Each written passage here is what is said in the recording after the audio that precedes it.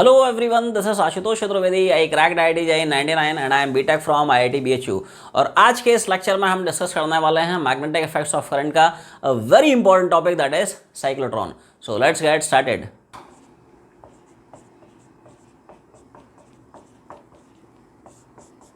तो साइक्लोट्रॉन एक ऐसी डिवाइस है. Cyclotron is a device which is generally used to excite charged particles like protons, neutrons and alpha particles up to high energy.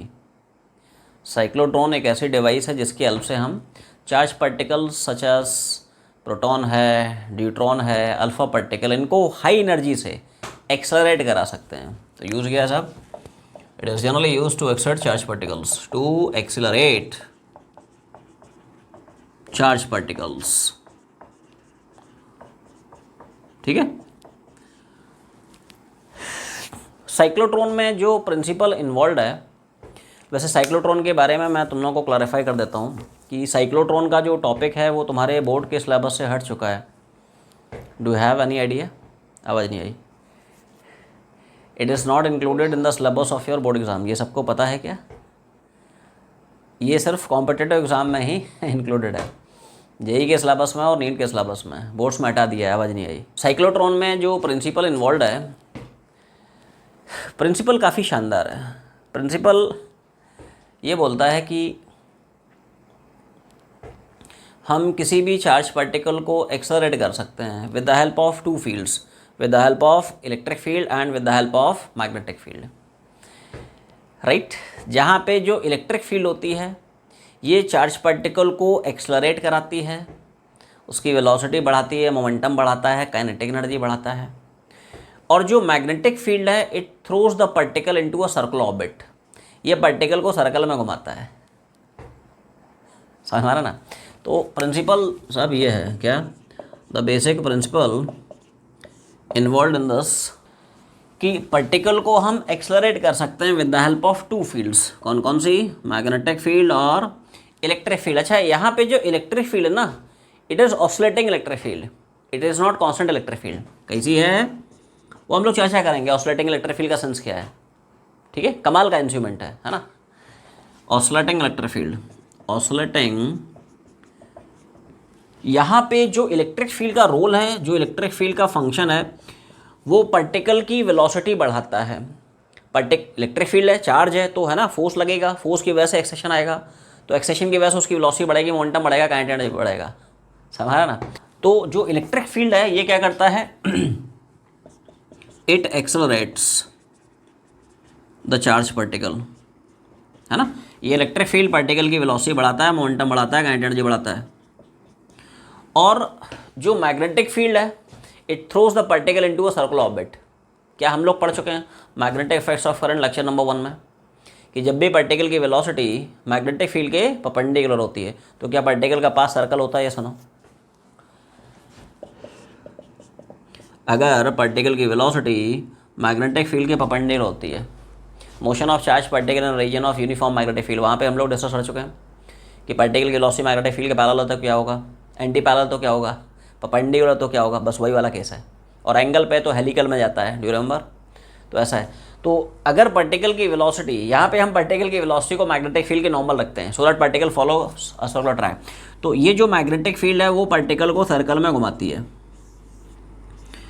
और यहाँ पे कमाल की कंडीशन होती है. क्या कंडीशन? कि पार्टिकल की जो रेवोल्यूशन की फ्रीक्वेंसी है और इलेक्ट्रिक फील्ड के ऑसिलेशन की जो फ्रीक्वेंसी है ये बराबर होती हैं. This is called as condition of resonance of cyclotron. एक एक पॉइंट बहुत अच्छे समझें, ध्यान समझें. ठीक है. आसान सा इंस्ट्रूमेंट है, कुछ है नहीं रहे. ठीक है. बट वर्किंग इसकी थोड़ी सी तोड़ू है. ठीक है. मज़ा आ जाएगा तुम लोगों को. तो देखो यहाँ पे कंडीशन साहब ये होती है, समझें पहले बात, है ना, बाद में छापें. Frequency of revolution of particle it is same as frequency of oscillation of electric field. जितनी फ्रीक्वेंसी से पार्टिकल घूमता है, रिवॉल्व करता है, उतनी ही फ्रीक्वेंसी से जो इलेक्ट्रिक फील्ड है वो वाइब्रेट करता है, ऑसिलेट करता है. वो देखेंगे क्या क्या क्या मतलब है उसका. ठीक है. समझेंगे. क्लियर है. और इस कंडीशन को हम बोलते हैं condition of resonance of cyclotron. क्या बोलता है इसको?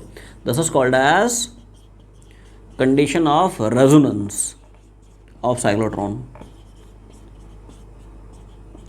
और ये जो फ्रीक्वेंसी है, चाहे frequency of revolution of particle हो, चाहे frequency of oscillation of electric field है, इस फ्रीक्वेंसी को हम बोलते हैं साइक्लोट्रॉन फ्रीक्वेंसी।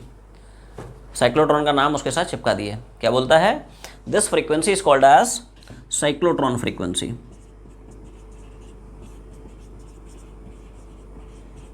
और इस साइक्लोट्रॉन फ्रीक्वेंसी के साथ जो फॉर्मूला होता है वो ये होता है,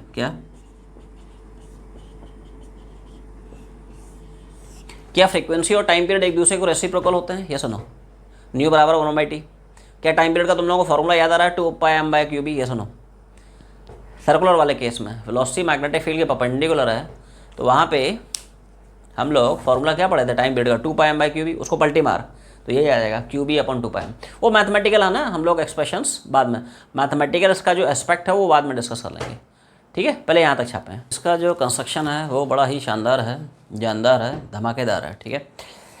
arrangement of cyclotron basically consist of 2 metal half cylinders. 2 metal के हाफ सिलेंडर्स होते हैं जिनको हम बोलते हैं डीज।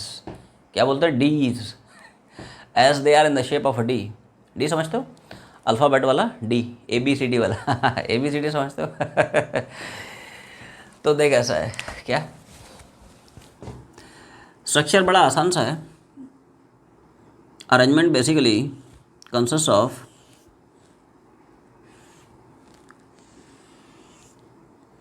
टू मेटल हाफ सिलेंडर्स जिनको हम डीज बोलते हैं। डीज, 2 डी हैं। थोड़ा फील कर इधर देख। जैसे ये मेटल का सिलेंडर है, ये तो कंप्लीट सिलेंडर है। इसको सोच ऊपर से, ठीक है, about its diameter axis. Diameter दिख रहा है ना रे? ये देख डायमीटर। तो इस डायमीटर एक्सेस के अबाउट 2 इक्वल पार्ट्स में डिवाइड कर दे, राइट हाफ लेफ्ट हाफ, मतलब जो भी है लेफ्ट हाफ और राइट हाफ, ऐसा है। सोच पा रहा है? इसके हॉलो सिलेंडर है, बेसिकली हॉलो सिलेंडर्स हैं। क्या है? ये भी एक हॉलो सिलेंडर है, फील कर पा रहा है? पूरा हॉलो सिलेंडर है, उसको 2 इक्वल पार्ट्स में कट कर दिया about this diameter axis. Feel कर पा रहे हो? ये डी, इसकी शक्ल जो है डी की तरह दिख रही है। ये सुनो, अगर मैं यहाँ पे एक लाइन ड्रॉ कर दूँ यहाँ पे, ये देख, तो क्या डी नहीं दिख रहा है तुम्हें? आवाज़ नहीं आई, चल नहीं रहा है बट फील कर पा रहा है ना? अगर यहाँ पे मैं एक लाइन ड्रॉ कर दूँ, नहीं दिख रहा है? ये डी, ये देख, ये डी तो है रे। आवाज़ नहीं आई, सोच पा रहे हो क्या है? Yes sir. समझ में आ रहा ना?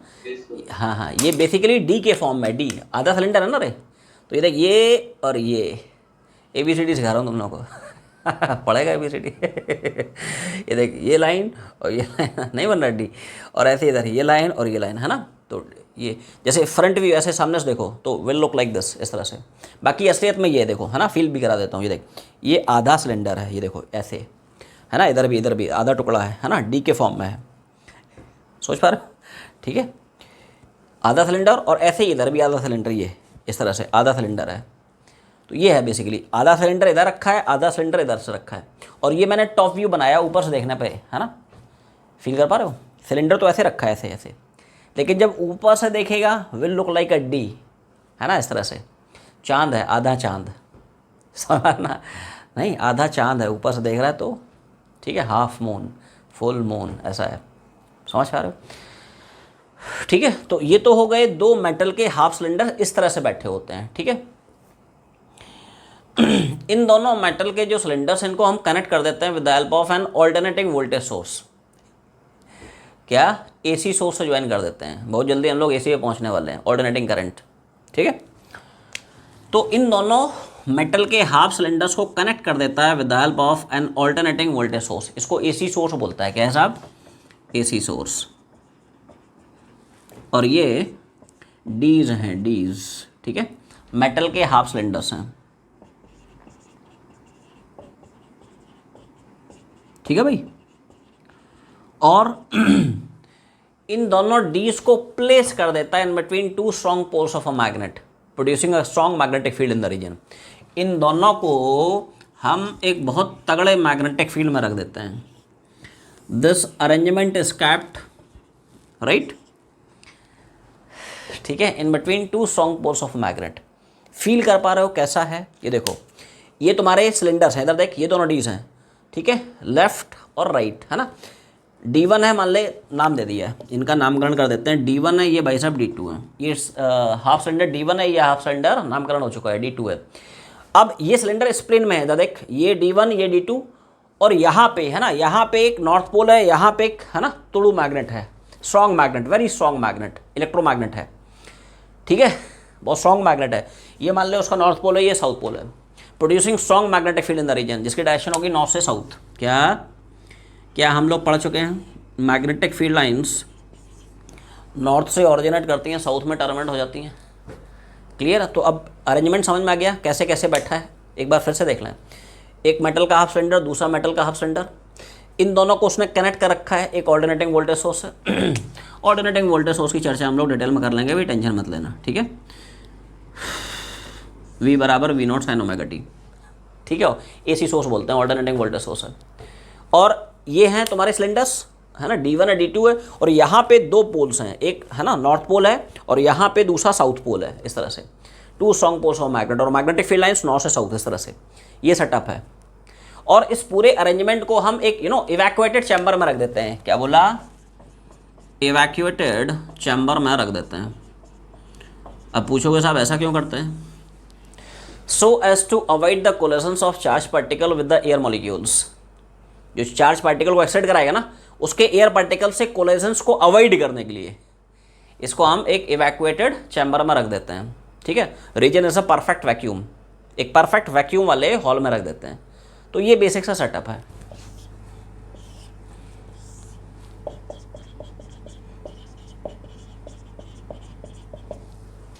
अब इसके वर्किंग पे आते हैं, बट वर्किंग पे आने से पहले कुछ और है ना छोटी छोटी चीज़ें तुम लोगों को क्लैरिफाई कर देता हूँ। सबसे पहले बताता हूँ ये AC सोर्स का मतलब क्या है, what do you mean by this alternating voltage source, क्योंकि जब तक ये पता नहीं होगा तब तक तुम्हें वर्किंग चमकेगी नहीं रही, ठीक है। वर्किंग इसकी थोड़ी सी शानदार है, खतरनाक वर्किंग है, ठीक है। देखो, जैसे तुम लोग DC सोर्स समझते हो वैसे एक AC सोर्स होता है। जैसे DC बैटरी है ना, जैसे जो तुम्हारी कार में बैटरी लगती है, स्कूटी में बैटरी लगती है, टीवी के रिमोट में, है ना। अभी टीवी का रिमोट छूना नहीं है रे, टच करते हो, अब टीवी से है ना नमस्ते कर लो, ठीक है। टीवी को नमस्कार कर लो, ठीक है, जब तक तुम्हारे एग्ज़ाम नहीं हो जाते हैं, दूर दूर, है ना। ठीक है, टीवी से अपना 36 का आंकड़ा बना लो, ठीक है, जब तक तुम्हारे एग्ज़ाम सारे नहीं निपट जाते हैं, ठीक है, ऐसा है, ठीक है। टीवी देखने के लिए जो है ना, बाकी सारी एक्टिविटी करने के लिए जीवन पड़ा रहे, ठीक है, कुछ दिन की बात है ना। भिड़ जा अच्छे से, जुट जा बिल्कुल, है ना, फोड़ना है बिल्कुल, ठीक है, जी जान लगा दे बिल्कुल, दिन रात एक कर दे, ठीक है, क्योंकि समय बहुत कम बचा है, ठीक है, सिलेबस बहुत सारा बचा है। ठीक है, तो देख, जैसे तुम लोग DC सोर्स पढ़ते हो, DC बैटरी है तो उस बैटरी का EMF कांस्टेंट रहता है। DC बैटरी का जो EMF रहता है ना वो फिक्स रहता है। AC सोर्स में ऐसा नहीं है। AC सोर्स मतलब एक ऐसी बैटरी जिसकी जो पोलैरिटी है it changes after every half cycle, समझा ना। ऐसी बैटरी जिसकी जो पार्टी मतलब उसकी जो पोलैरिटी है वो हर हाफ साइकिल के बाद चेंज करती है, रिवर्स होती है, कभी एक डायरेक्शन में, कभी दूसरे डायरेक्शन में, कभी ऐसे समझ में नहीं आएगा, थोड़ा डिटेल में चर्चा करते हैं। देखो, फंडा क्या है कि भाई जैसे तुम DC सोर्स पढ़ते हो कि साहब हमारे पास DC सोर्स है ना, एक रेजिस्टेंस के अक्रॉस आपने एक DC बैटरी लगा दी, तो DC बैटरी में जो EMF होता है वो फिक्स होता है, कॉन्स्टेंट होता है। AC सोर्स में ऐसा नहीं है ना। जैसे मान लो तुम बोलते हो साहब हमारे पास एक AC सोर्स है, तो AC सोर्स में ध्यान से नोटिस करो, ये जो वोल्टेज है वो टाइम के हिसाब से वेरी कर रहा है, साइनोसॉइडल फंक्शन है, इसको साइनोसॉइडल वोल्टेज बोलते हैं। क्या बोलते हैं? V बराबर V not sine omega T, sinusoidal voltage है, साइन थीटा का फंक्शन है। यहाँ पे अगर वोल्टेज और टाइम का, ये बेसिकली बैटरी का EMF है और ये EMF टाइम का साइन थीटा का फंक्शन है, समझा ना। तो कुछ इस तरह का आएगा, अगर आप वोल्टेज और ओमेगा टी में ग्राफ देखें ध्यान से, ठीक है, तो इस तरह का साइन थीटा ग्राफ है, basically it's a graph of sine theta, है ना। ओमेगा टी जो है 0 है, पाई है, 2 पाई है, 3 पाई है, क्या हमें पता है? साइन थीटा, अगर थीटा पाई का कोई भी इंटीग्रल मल्टीपल होता है, पाई का ऑड इंटीग्रल मल्टीपल है, इवन इंटीग्रल मल्टीपल है, साइन थीटा हमेशा 0 होता है। साइन 0 0, साइन पाई 0, साइन 2 पाई 0, आवाज़ नहीं आई, साइन 3 पाई 0, साइन 4 पाई n पाई सब 0 हो जाता है, ऐसा है। तो एक्चुअली में इसका मतलब ये है, जैसे मान लो आपने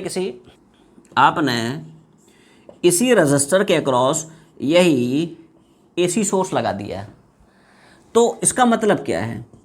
इसका मतलब ये एक ऐसी बैटरी है जिसकी हर हाफ साइकिल के बाद पोलैरिटी चेंज होगी, समझ में आ रहा ना। पहले इतना छाप लो, है ना, यहीं पे छापेंगे फिर यहीं पे उड़ाएंगे फिर, है ना, पहले इतना छाप लो, बाकी तो एसी सोर्स का मतलब ये हुआ, जैसे मान लो ओमेगा टी 0 से पाई के बीच में लाई करता है in the first half cycle, तो बैटरी की जो पोलैरिटी है वो आपको ऐसी दिखेगी, in the first half cycle 1 omega T lies in between 0 and pi. तो आपको जो बैटरी दिखेगी वो एक तरह की बैटरी ही है बेसिकली, उसकी पोलैरिटी ऐसी दिखेगी, यहाँ पे पॉजिटिव, यहाँ पे नेगेटिव, ये पॉजिटिव टर्मिनल, ये negative terminal. Next half cycle में आप ध्यान से देखें वोल्टेज नेगेटिव हो गया है, ऑरिजिन के ऊपर वी पॉजिटिव, ऑरिजिन के नीचे चला गया ना तो वी नेगेटिव हो गया। नेगेटिव मतलब पोलैरिटी रिवर्स हो गई है, पॉजिटिव नेगेटिव की जगह नेगेटिव और पॉजिटिव आ जाएगा। मतलब in the next half cycle जब ओमेगा टी पाई और 2 पाई के बीच में लाई कर रहा है तो जो पोलैरिटी आपको देखेगी दिस इज द चेंज, ऐसा है, पॉजिटिव नेगेटिव की जगह क्या नेगेटिव पॉजिटिव आ गया है। फिर से जब ओमेगा टी आ जाएगा 2 पाई से 3 पाई में तो क्या फिर से ये वाला सीन देखा जाएगा, पॉजिटिव नेगेटिव, फिर से 3 पाई और 4 पाई के बीच में फिर से ऐसा जाएगा और यही गेम खेलता रहेगा, positive negative, negative positive, positive negative, negative positive, बस वाला ना, ऐसा है। ठीक है, तो जैसा डीसी बैटरी वैसा ही ये है एसी बैटरी, इसमें बस हर हाफ साइकिल के बाद जो बैटरी की पोलैरिटी है वो चेंज होती जाती है, कभी इधर पॉजिटिव नेगेटिव, कभी इधर नेगेटिव पॉजिटिव, कभी पॉजिटिव नेगेटिव, कभी नेगेटिव पॉजिटिव, ये मतलब है। ठीक है, तो पहले इतना छापें।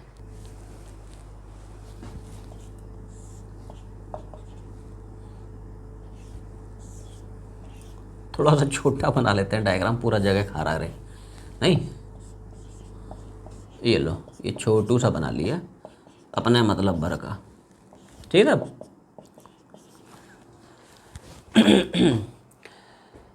छाप लिए। तो अब हम लोग स्टार्ट करते हैं इसकी वर्किंग। वर्किंग थोड़ी सी ट्रिकी है, दिमाग लगाएं बस, मज़ा आ जाएगा, अगर समझ में आ गया तो मज़ा आ जाएगा। ठीक है, तो देख, जिस चार्ज पार्टिकल को, चाहे प्रोटॉन है, न्यूट्रॉन है, अल्फा पार्टिकल है, जिस चार्ज पार्टिकल को आपको एक्साइट कराना होता है, या जिस चार्ज पार्टिकल की जो बीम है, पूरी बीम भी हो सकती है, जिसको आपको एक्साइट कराना है, उसको हम नेग्लिजिबल वेलोसिटी से from centre of dees project करते हैं। बिल्कुल स्मॉल वेलोसिटी दे दी, 0.0000001 मीटर पर सेकंड की। ठीक है, नेग्लिजिबल, एक जेंटल पुश दे दिया। ठीक है, अब थोड़ा दिमाग लगाएं, क्या होता है, क्या हम लोग इलेक्ट्रोस्टैटिक्स में पढ़ चुके हैं? अगर क्यू चार्ज है उसको आप डेल्टा वी के पोटेंशियल डिफरेंस से एक्सर्ट करते हो, तो क्या चार्ज के अंदर क्यू डेल्टा वी की काइनेटिक एनर्जी एक्वायर हो जाती है? ये सुनो, इलेक्ट्रोस्टैटिक्स से फंड है, क्योंकि यहाँ पे इलेक्ट्रिक फील्ड भी है ना भाई, और वही जो इलेक्ट्रिक फील्ड है वो ऑसिलेट कर रहा है। क्या बोला? जैसे मान ले इलेक्ट्रिक फील्ड है, ठीक है ना, एक इलेक्ट्रिक फील्ड का रीजन है,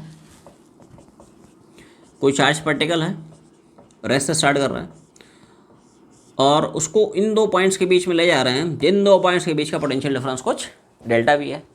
तो क्या चार्ज पार्टिकल को अगर हम डेल्टा वी के पोटेंशियल डिफरेंस से एक्सर्ट करा रहे हैं, तो यहाँ पे क्या चार्ज पार्टिकल के अंदर जो काइनेटिक एनर्जी एक्वायर होगी, it is Q into delta we. क्या ये बात समझ में आ रही है? वर्क एनर्जी थ्योरम घुमा दे, 2 लाइन का है, यहाँ से यहाँ तक के इंटरवल के लिए इसी चार्ज पार्टिकल के लिए use work energy theorem. Total work done is equal to change in kinetic energy. क्या है? टोटल वर्क डन बराबर, तो देखो टोटल वर्क डन, अच्छा वर्क डन का हम लोग एक्सप्रेशन क्या पढ़ते हैं? Charge into potential difference. कितना चार्ज ले जा रहे हैं? क्यू, जिन दो पॉइंट के बीच में ले जा रहा है उन दो पॉइंट के बीच का पोटेंशियल डिफरेंस कितना, मान लो डेल्टा वी है। चेंज इन काइनेटिक एनर्जी, तो चेंज मतलब फाइनल माइनस इनिशियल, फाइनली वही अपने को निकालना है। इनिशियली रस से स्टार्ट कर रहा है charge particle, starting as journey from rest, initial loss है 0, काइनेटिक एनर्जी 0। इसको याद रख ले, है ना, कई बार यूज़ होगा कि अगर हम क्यू चार्ज को डेल्टा वी के पोटेंशियल डिफरेंस से एक्सर्ट कराते हैं, it acquires a kinetic energy of Q delta we. पहले इतना छापें, फिर वर्किंग पे आते हैं। ठीक है, क्योंकि ये सारे कंसेप्ट यहाँ पे यूज़ होंगे, है ना।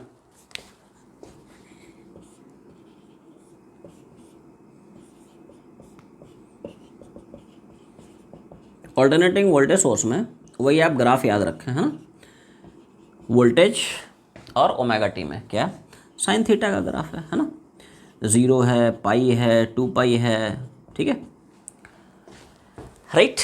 तो अब हम लोग वर्किंग स्टार्ट करते हैं। ठीक है, सब लोग थोड़ा ध्यान सुनें। जिस भी चार्ज पार्टिकल को आपको एक्सरेट कराना है या चार्ज पार्टिकल की बीम को एक्सरेट कराना है, तो उसको बिल्कुल हम नियर द सेंटर प्रोजेक्ट करते हैं from one D to the other D. मान ले यहाँ पे चार्ज पार्टिकल को एक नेग्लिजिबल वेलोसिटी से प्रोजेक्ट करा दिया है। अब देखो, जैसे हम मान के चलते हैं फर्स्ट हाफ साइकिल है, जब ओमेगा टी लाई कर रहा है 0 और पाई के बीच में। थोड़ा सा नीचे बन गया है, उसको ऊपर बना लेते हैं।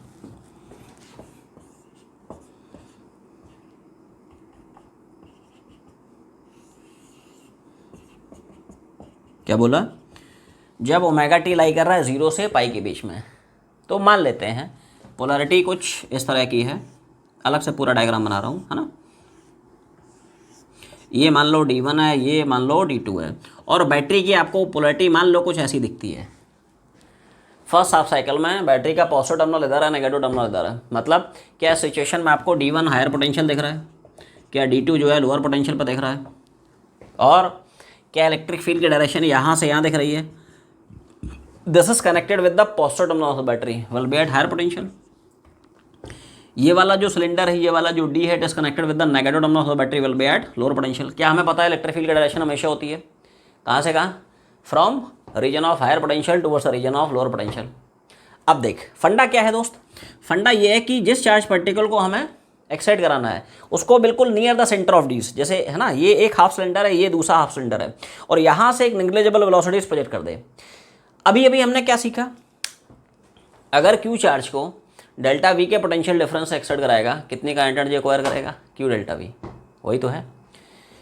तो मान लो चार्ज पार्टिकल रेस्ट से स्टार्ट कर रहा है, इलेक्ट्रिक फील्ड आ गई है, तो इलेक्ट्रिक फील्ड क्या इस चार्ज को एक्साइट करा देगी। तो जैसे ये चार्ज यहाँ से यहाँ पहुँचेगा, तो क्या इस चार्ज पार्टिकल के अंदर Q इंटू डेल्टा वी की एनर्जी आ जाएगी, Q इंटू डेल्टा वी की काइनेटिक एनर्जी आ जाएगी, जहाँ पे डेल्टा वी क्या होगा, इन दोनों डीज के बीच का पोटेंशियल डिफरेंस। क्या वो पोटेंशियल डिफरेंस वही होगा जो इस बैटरी का ईएमएफ है? ये सुनो, असलियत में वो ईएमएफ ये है, ये सुनो। अरे यही तो ईएमएफ है रे बैटरी का। ये एसी बैटरी है जिसका जो ईएमएफ है वो समय के हिसाब से चेंज करता है, मैग्नीट्यूड भी चेंज करता है, डायरेक्शन भी चेंज करता है। अरे मैग्नीट्यूड नहीं चेंज कर रहा है, टाइम चेंज करेगा, मैग्नीट्यूड चेंज करेगा, डायरेक्शन तो बता ही दिया है, चेंज कर रहा है। कभी बैटरी की पोलैरिटी इस तरह से, कभी रिवर्स हो जाएगी, कभी इस तरह से, कभी इस तरह से, कभी ऐसा है। तो फंडा क्लियर कर बिल्कुल, है ना, रट्टा नहीं मारना अपने को। क्या बोला मैंने, चार्ज पार्टिकल को यहाँ से रेस्ट से प्रोजेक्ट कर दिया, तो मान ले चार्ज पार्टिकल का चार्ज Q है और इन दोनों के बीच में पोटेंशियल डिफरेंस डेल्टा V है, इन दोनों के बीच में पोटेंशियल डिफरेंस वही होगा जो बैटरी का ईएमएफ है। बैटरी किस लिए बनी है? To maintain a constant potential difference across any 2 points in any circuit, और इन दो के बीच का पोटेंशियल डिफरेंस उतना ही होगा जितना कि बैटरी का ईएमएफ है, विच इज दिस। तो ये फंडा लग रहा है यहाँ पे कि Q चार्ज को आपने डेल्टा V के पोटेंशियल डिफरेंस से एक्साइट करा दिया है, तो उसके अंदर कुछ काइनेटिक एनर्जी आ गई है, कुछ वेलोसिटी आ गई, कुछ मोमेंटम आ गया है। ठीक है, यहाँ पे इलेक्ट्रिक फील्ड का गेम खत्म होता है। अब वर्किंग शुरू होती है मैग्नेटिक फील्ड की, जो कि इस पार्टिकल को सर्कल में घुमा देगा। फील कर असलियत में क्या हुआ है, हाफ सिलेंडर, तुमने यहाँ पे चार्ज पार्टिकल रख के छोड़ दिया, इलेक्ट्रिक फील्ड इधर थी, ये देख, ये इलेक्ट्रिक फील्ड इधर थी, इसने भेज दिया है, ये चार्ज है और ये इलेक्ट्रिक फील्ड है, तो चार्ज पार्टिकल पे इलेक्ट्रिक फील्ड फोर्स लगा देगी ना, एक्साइट करा देगी। एक्साइटेशन की वजह से क्या होगा, वेलोसिटी बढ़ेगी, काइनेटिक एनर्जी बढ़ेगी, वही तो है। तो चार्ज पार्टिकल को आपने, है ना, फील कर रहा है, यहाँ से छोड़ दिया, तो जैसे ही वो एक डी से दूसरी डी में एंट्री करेगी, ये पहला डी है, ये दूसरा डी है, उनके बीच में एक छोटा सा गैप रहता है। पहला सिलेंडर है, मतलब फर्स्ट हाफ सिलेंडर है, सेकंड हाफ सिलेंडर है, ठीक है, लेफ्ट वाला है, राइट वाला है, इनके बीच में स्मॉल गैप रहता है, उसी गैप से वो प्रोजेक्ट कर रहा है, ऐसा है। तो जैसे ही वो इस डी से इस डी में एंट्री मारेगा, उसके पास कुछ वेलोसिटी आ गई है। अब रुको, ध्यान से सोचो, क्या वेलोसिटी इधर आई है, लेकिन सोचो क्या मैग्नेटिक फील्ड ऐसी जा रही है, फील कर, जो मैग्नेटिक फील्ड है, वेलोसिटी ऐसी आई है, मैग्नेटिक फील्ड ऐसी आई है। क्या कंडीशन सर्कल की बन रही है, क्या माहौल सर्कल का बन रहा है? ये सुनो, ये तो कंडीशन होती है सर्कल की कि अगर वेलोसिटी मैग्नेटिक फील्ड के परपेंडिकुलर है, पाथ क्या होगा, सर्कल। ये सुनो, ये वेलोसिटी है, ये मैग्नेटिक फील्ड है, ये नॉर्थ पोल है, ये साउथ पोल है, तो मैग्नेटिक फील्ड लाइन नॉर्थ से साउथ जा रही है इस तरह से, तो ये वेलोसिटी आई, ये मैग्नेटिक फील्ड है।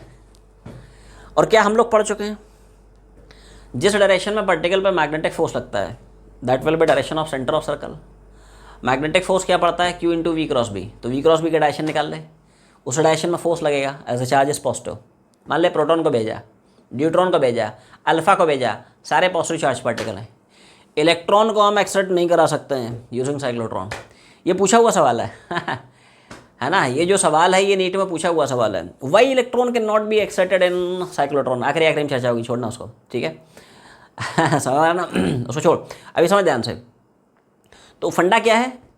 फंडा ये है कि जब भी वेलोसिटी मैग्नेटिक फील्ड के परपेंडिकुलर होगी पार्टिकल सर्कल में जाएगा। सर्कल का सेंटर उस डायरेक्शन में होगा जैसा डायरेक्शन मैग्नेटिक फोर्स लगेगा। मैग्नेटिक फोर्स का डायरेक्शन घुमा V cross B, right hand school हो, क्या है राइट हैंड स्कूल हो, this is V this is B, खचाक खुचुक, आवाज़ नहीं आई। तो क्या पार्टिकल इस तरह से सर्कल में जाएगा? फील कर, ठीक है, रट्टा नहीं मारना अपने को। वर्किंग एक बार समझ में आ गई तो मज़ा आ जाएगा तुम लोगों को, ठीक है। फील कर पा रहा है? पार्टिकल पे लगने वाला मैग्नेटिक फोर्स क्या होता है? V cross B। तो V क्रॉस B की डायरेक्शन निकाल, that will be direction of magnetic force. और जिधर मैग्नेटिक फोर्स उस डायरेक्शन में सर्कल का सेंटर है। क्या बोला? सर्कल की सेंटर उधर जिधर मैग्नेटिक फोर्स, और मैग्नेटिक फोर्स किधर? जिधर V क्रॉस B, क्योंकि चार्ज पॉजिटिव है। तो V क्रॉस B का डायरेक्शन निकाल, ठीक है। इधर देखो फिर से वंस मोर, है ना। ये देख, ये मैग्नेटिक फील्ड जा रही है नॉर्थ से साउथ पोल की तरफ, और ये वेलोसिटी है। इस D से इस D की तरफ आपने नेग्लिजिबल वेलोसिटी फेंका, लेकिन जैसे ही वो डेल्टा V के पोटेंशियल डिफरेंस से आया, एक से दूसरे D में आपने एंट्री मारी, तो उसको पोटेंशियल डिफरेंस मिला, जिसकी वजह से उसको एक पुश मिला, वेलोसिटी मिली, काइनेटिक एनर्जी मिली, मोमेंटम। अब वेलोसिटी ऐसी, अब पिक्चर कैसी रहेगी? वेलोसिटी ऐसी, मैग्नेटिक फील्ड ऐसी, घुमा V क्रॉस B, खचाक खुचुक, this is V this B, V cross B। तो सर्कल का सेंटर इधर, तो क्या पार्टिकल इस वेलोसिटी से जाएगा और ऐसे सर्कल में जाएगा। ये इतनी बात समझ में आ गई? जैसे ही यहाँ पे गया तो वो सर्कल ट्रेस करेगा इस तरह से, और वो सर्कल इस तरह से जाएगा, छोटा सा सर्कल होगा नो डाउट, इस तरह से। अब कमाल का कंसेप्ट है यहाँ पे condition of resonance of cyclotron क्या बोलता है कि जितनी पार्टिकल के रिवोल्यूशन की फ्रीक्वेंसी है, ध्यान से सुनना, यही बस गेम है, ये शानदार गेम खेला गया साइक्लोट्रॉन के साथ। जितनी पार्टिकल के रिवोल्यूशन की फ्रीक्वेंसी, उतनी ही इस इलेक्ट्रिक फील्ड के ऑसिलेशन की फ्रीक्वेंसी। ये इलेक्ट्रिक फील्ड यूनिफॉर्म थोड़ी है, तो ऑसिलेट कर रहा है, कभी इधर कभी उधर, कभी इधर कभी उधर, कभी ऐसा है भाई। इलेक्ट्रिक फील्ड होता है पोटेंशियल डिफरेंस अपॉन डिस्टेंस, जो पोटेंशियल डिफरेंस वरी कर रहा है, E बराबर V/D। पोटेंशियल डिफरेंस वरी कर रहा है तो इलेक्ट्रिक फील्ड वरी कर रही है, मैग्नीट्यूड में भी और डायरेक्शन में भी। और condition of resonance of cyclotron ये बोलता है कि जितनी फ्रीक्वेंसी ऑफ रिवोल्यूशन पार्टिकल की, उतनी ही frequency oscillation of electric field. मतलब ध्यान सुनना, मतलब जितने टाइम में पार्टिकल आधा चक्कर मारेगा, क्या उतने टाइम में इलेक्ट्रिक फील्ड भी आधा ऑसिलेशन मार देगा। मतलब जब ये पार्टिकल यहाँ पे एंट्री करने वाला होगा, तो क्या यहाँ पे बैटरी ने अपनी पोलैरिटी रिवर्स कर ली होगी? आधा चक्कर मार चुका है, ये केस खत्म, ये वाला केस शुरू।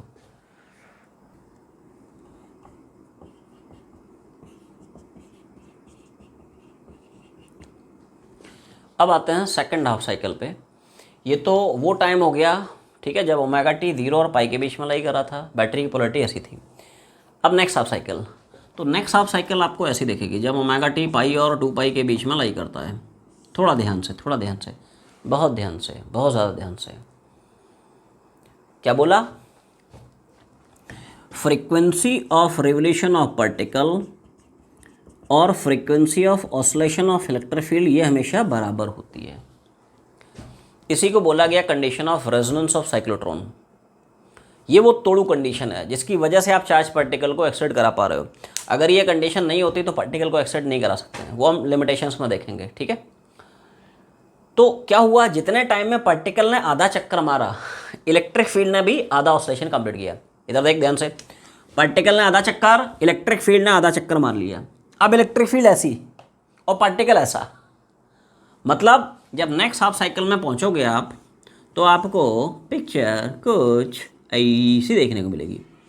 इतना तो हो गया है, लेकिन जैसे ही एंट्री करने वाला हुआ, वैसे ही इलेक्ट्रिक फील्ड ने पलटी मारी, बैटरी ने पलटी मारी। ये सुनो, पहले पॉजिटिव नेगेटिव, अब नेगेटिव पॉजिटिव हो गया। ये देख, ये गेम खेला है condition of resonance of cyclotron ने। फिर समझ, जितना टाइम में पार्टिकल ने आधा चक्कर, उतने टाइम में इलेक्ट्रिक फील्ड ने भी आधा ऑसिलेशन। और जैसे पार्टिकल यहाँ से यहाँ जंप करने की कोशिश करेगा, वैसे ही इस बैटरी ने अपनी पोलैरिटी रिवर्स करा ली, पॉजिटिव नेगेटिव, अब नेगेटिव पॉजिटिव, ये कंडीशन है। अब रुको, अब ध्यान से देखें, ये D1 था, ये D2 था।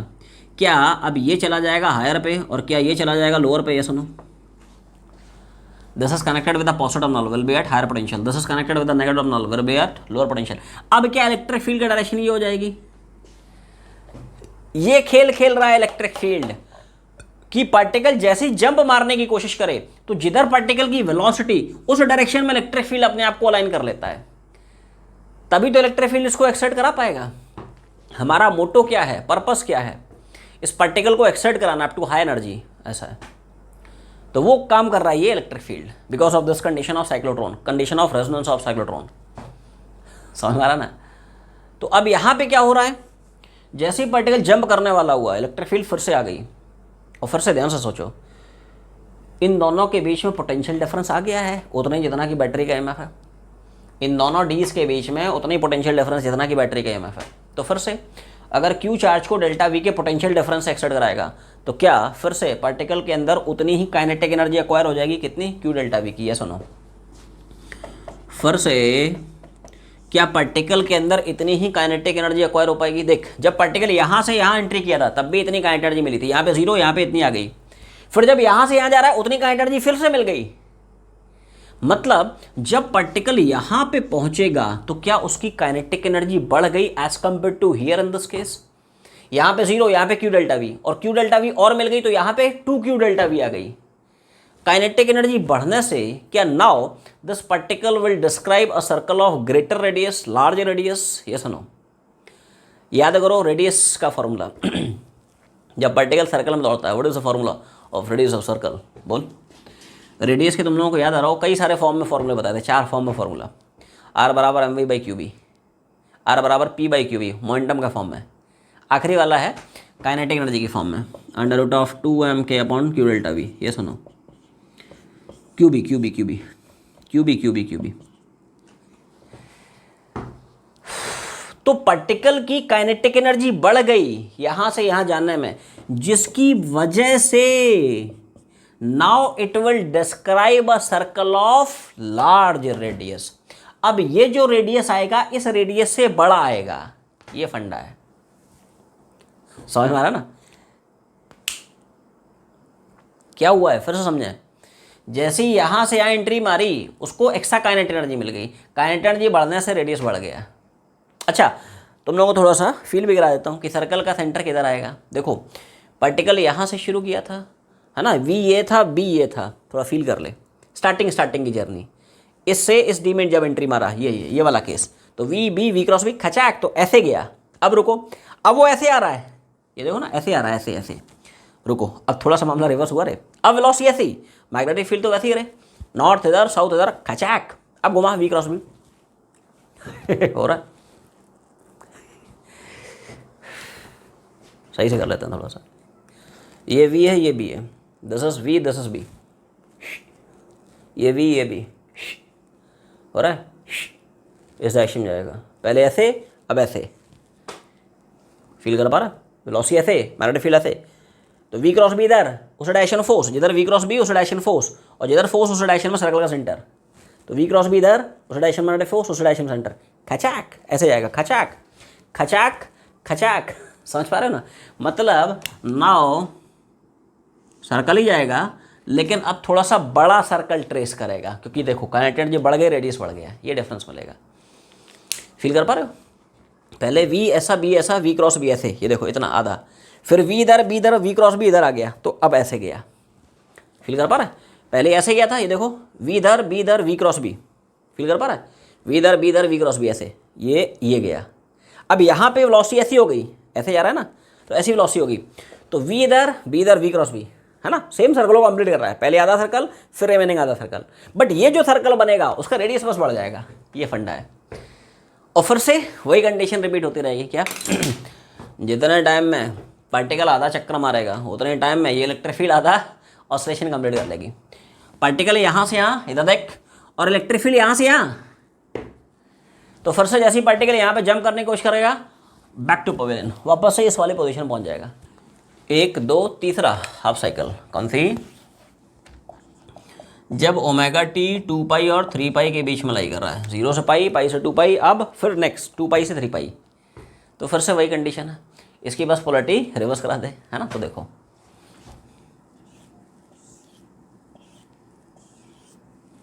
जैसी ऐसी है, जैसी इसकी है वैसे ही इसकी हो जाएगी। नेगेटिव पॉजिटिव था, पॉजिटिव नेगेटिव करा दिया, ये देखो ये मान ले D1 है, ये भाई साहब मान लो D2 है, और पार्टिकल आधा आधा मतलब एक चक्कर मार चुका है ना, ठीक है, ये लो ऐसा है। इसका जो रेडियस है इससे थोड़ा सा बड़ा है, ठीक है। अब थोड़ा ध्यान से सोच, फिर से वही फंडा है क्या, जितने टाइम में पार्टिकल आया, जितने टाइम में पार्टिकल यहाँ से तक आया, उतने टाइम में इसने आधा रेवोल्यूशन, आधा ऑसिलेशन कंप्लीट कर लिया। मतलब जैसे ही ये पार्टिकल इस डी से इस डी में जंप मारने की कोशिश करेगा, वैसे ही वापस से क्या इलेक्ट्रिक फील्ड उस पार्टिकल को एक्सलेट करा देगा, फेवर कर देगा।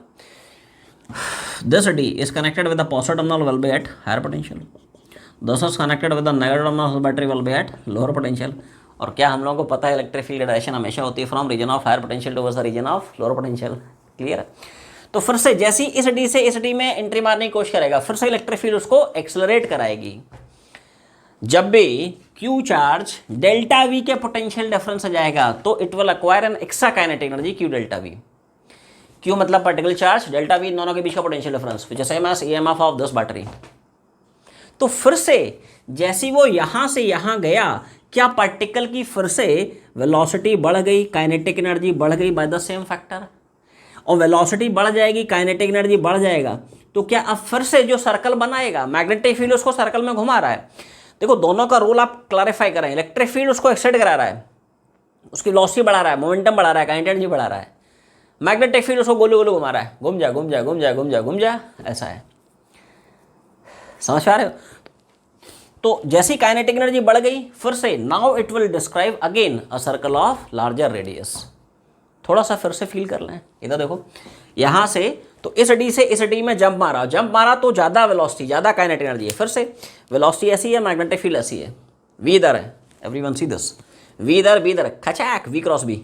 मैग्नेटिक फील्ड तो ऐसे ही है, नॉर्थ पोल इधर है, साउथ पोल उधर है, नॉर्थ पोलू से साउथ पोलू ठीक है, magnetic field V cross V खटाक। तो इस डायरेक्शन में मैग्नेटिक फोर्स, इस डायरेक्शन सर्कल का सेंटर खचाक, इस तरह से जाएगा। लेकिन ये जो सर्कल जाएगा ये अब और ज़्यादा बड़ा आएगा, ये इससे बड़ा, और अब जो नया सर्कल बनने वाला वो उसका रेडियस और बड़ा, ऐसा है। और फिर से वही प्रोसेस कंटिन्यूसली चलते रहेगा। क्या कि जितना टाइम में पार्टिकल ने आधा रेवोल्यूशन कंप्लीट किया, उतने टाइम में इलेक्ट्रिक फील्ड ने आधा ऑसिलेशन कंप्लीट कर लिया।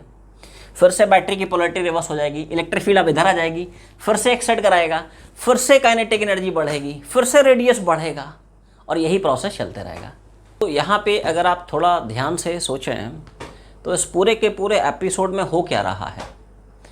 हर बार जब पार्टिकल एक डी से दूसरी डी में जंप मार रहा है तो उसको एक्स्ट्रा एनर्जी मिल रही है, जिसकी वजह से पार्टिकल के सर्कल का जो रेडियस है वो बढ़ते जा रहा है। और ध्यान से सोचें, क्या पार्टिकल का आपको जो पाथ दिख रहा है, it is moving along a spiral path, yes और नो। ध्यान से अगर सोच, कुछ कुछ कुछ कुछ कुछ कुछ कुछ कुछ बस बड़ा रेडियस कराता जा, कुछ कुछ सारा वीडियो है ना। ये देख, थोड़ा ध्यान से अगर आप देखें इस पूरे के पूरे एपिसोड में पार्टिकल के पाथ को ऑब्जर्व कर, तो क्या पार्टिकल का तुम्हें इस तरह का स्पाइरल पाथ दिखेगा, यस और नो। असलियत में ये खेल हो रहा है ना।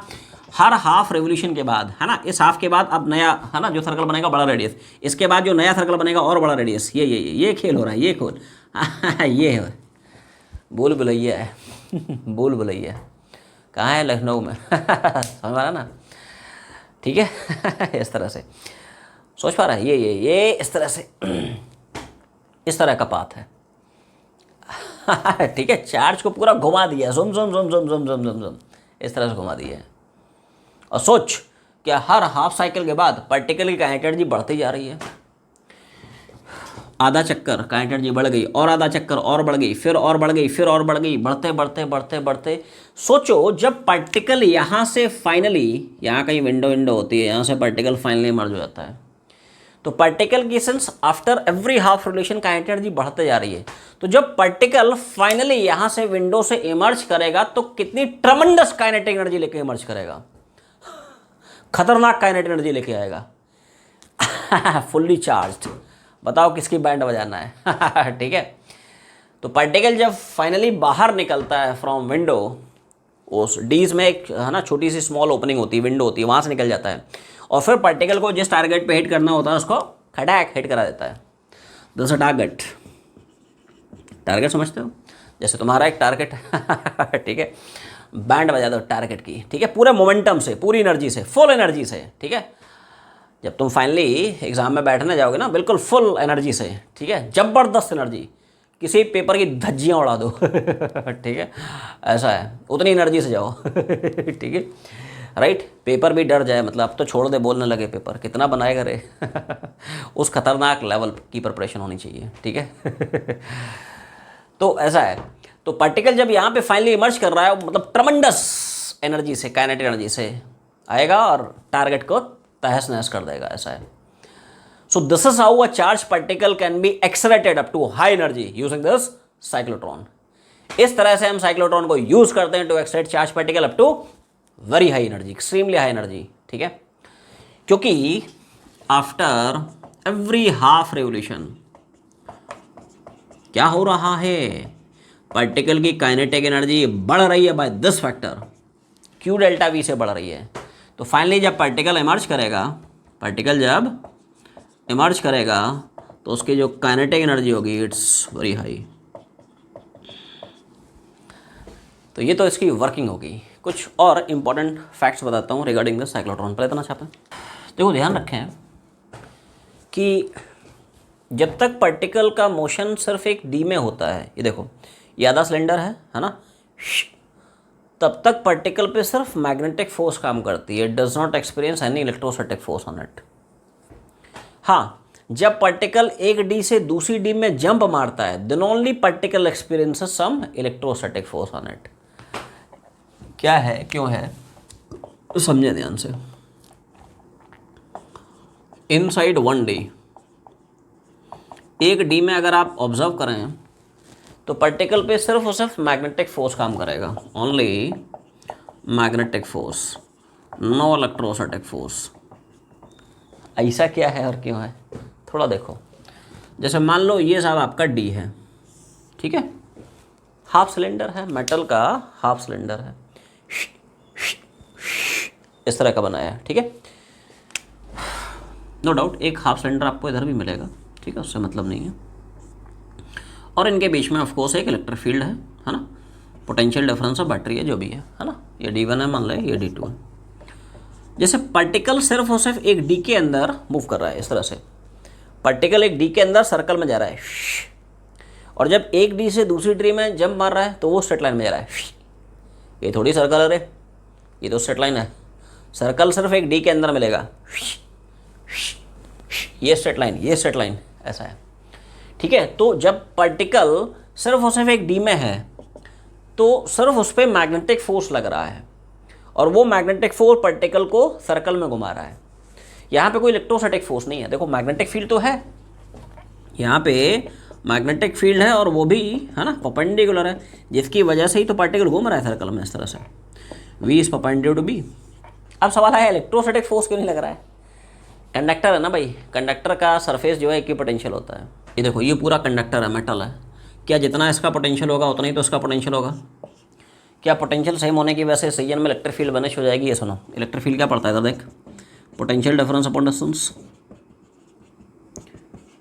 समझ पा रहे, जितना इसका पोटेंशियल उतना ही इसका पोटेंशियल, तो यहाँ पे इलेक्ट्रिक फील्ड खत्म हो गई ना भाई, पोटेंशियल डिफरेंस खत्म हो गया, इलेक्ट्रिक फील्ड नहीं। अब इलेक्ट्रिक फील्ड नहीं तो फोर्स कहाँ से लगेगा, F बराबर QE। अब इलेक्ट्रिक फील्ड जीरो हो गई है, इसलिए इलेक्ट्रोस्टैटिक फोर्स जीरो हो गया है, ये फंडा है, समझ में आ गया। तो जब तक पार्टिकल सिर्फ एक डी में रहेगा तब तक वो इक्विपोटेंशियल रीजन है ना, तो उसके अंदर इलेक्ट्रिक फील्ड खत्म हो गई। इलेक्ट्रिक फील्ड नहीं तो फोर्स किस बात का है, बराबर QE, ये जीरो है, फोर्स जीरो हो जाएगा।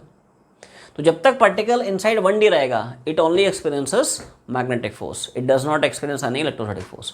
हाँ, जब वो एक से दूसरे में जंप मारेगा then only it will experience some electrostatic force. पहले इतना छापें। इसी में दूसरा बनता है कि जब पार्टिकल एक से दूसरी डी में एंट्री मार रहा है सिर्फ तभी उस पर इलेक्ट्रोस्टैटिक फोर्स लगेगा।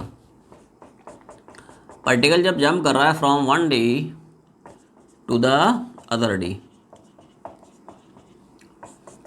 Then it experiences electrostatic force, ठीक है भाई। अब बुझो साहब ऐसा क्यों, तो ऐसा इसलिए क्योंकि ऐसा ही होता है,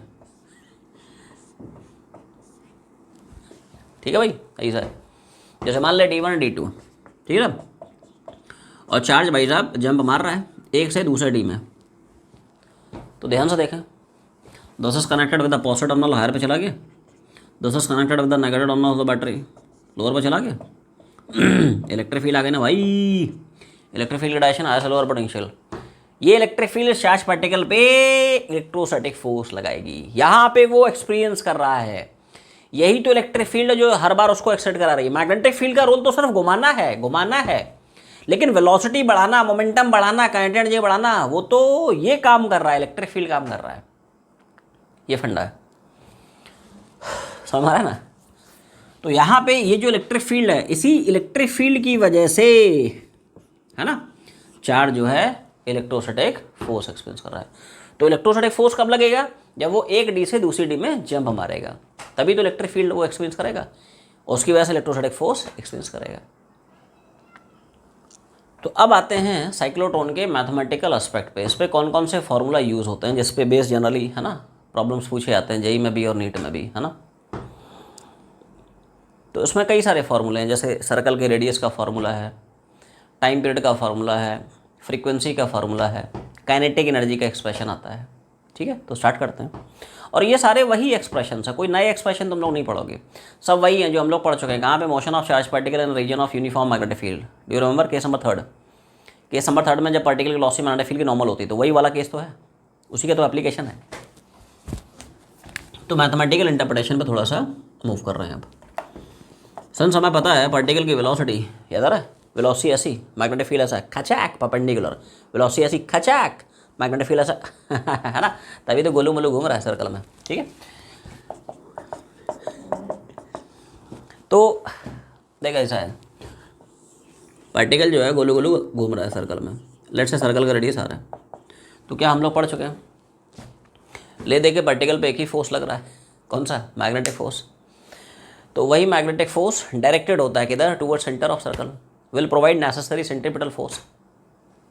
भाई कोई भी बॉडी सर्कल में कब घूमती है? जब बॉडी पे कोई ना कोई फोर्स एक्ट करे, which is directed towards centre of circle. देखो, जब पार्टिकल एक डी में मूव कर रहा है, सिंगल डी में, तो सिर्फ यार मैग्नेटिक फोर्स ही ना, तब थोड़ी इलेक्ट्रोस्टैटिक फोर्स है। वो क्लैरिफाई कर दिया तुम लोगों को। क्लैरिटी होनी चाहिए जीवन में, क्या करना है, कैसे करना है, समझ में आ रहा है ना। कन्फ्यूज़न होगा तो फिर गाड़ी कैसे आगे बढ़ेगी। कन्फ्यूज़न नहीं, कोई कन्फ्यूज़न नहीं, क्रिस्टल क्लियर होना चाहिए मामला।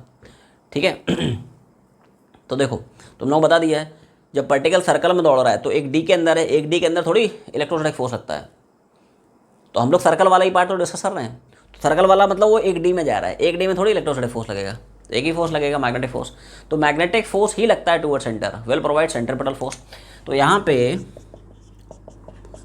जब भी कोई बॉडी सर्कल में घूमती है, कोई ना कोई फोर्स लगना चाहिए, which is active toward centre of circle, so that वही फोर्स बॉडी को नेसेसरी सेंट्रीपिटल फोर्स प्रोवाइड कराता है and the body continues to move along circle track. तो यहाँ पे मैग्नेटिक फोर्स कितना? QVB sin थीटा बराबर, थीटा यहाँ पे क्या 90 दिख रहा है, angle between velocity and magnetic field. Velocity खचाक, मैग्नेटिक फील्ड खुचुक, मतलब theta 90, QVB sin 90 mv²/r। V ने वी को मारा, बहुत मारा, sin 91 हो जाएगा, R बराबर mv/qb। तो ये सब कुछ नया थोड़ी पढ़ रहे हैं, ये सब हम लोग कर चुके हैं रे, है ना। Magnetic effects of current, lecture number 1। ठीक है, चलते चलें।